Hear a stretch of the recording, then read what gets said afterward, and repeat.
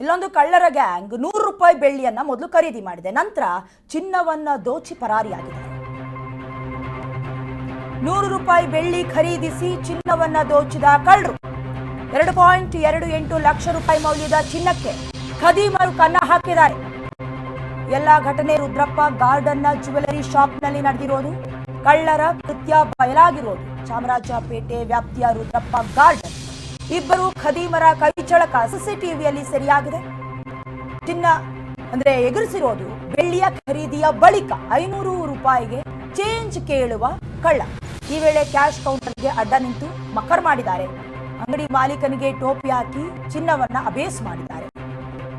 CCTV ದೃಶ್ಯವನ್ನ ಆಧರಿಸಿ ದೂರು ನೀಡಿರುವ ಓನರ್ ಜುಲೈ 14ನೇ ತಾರೀಕು ಕೃತ್ಯ ಎಸಗಿರೋ ಇಬ್ಬರು ಖದೀಮರು. ಕಳ್ಳರಿಗಾಗಿ ಈಗಾಗಲೇ ಚಾಮರಾಜನಗರ ಠಾಣೆಯ ಪೊಲೀಸರು ತಲಾಶ್ ನಡೆಸ್ತಾ ಇದ್ದಾರೆ. ಕಳ್ಳರು ಯಾವ ರೀತಿ ತಮ್ಮ ಕೈಚಳಕವನ್ನ ತೋರಿಸಿದ್ದಾರೆ ಅನ್ನೋದು ಈ ಸ್ಟೋರಿಯಲ್ಲಿ ಗೊತ್ತಾಗುತ್ತೆ. 100 ರೂಪಾಯಿ ಬೆಳ್ಳಿಯನ್ನ ಮೊದಲು ಖರೀದಿ ಮಾಡೋದಕ್ಕೆ ಬಂದಿದ್ದಾರೆ.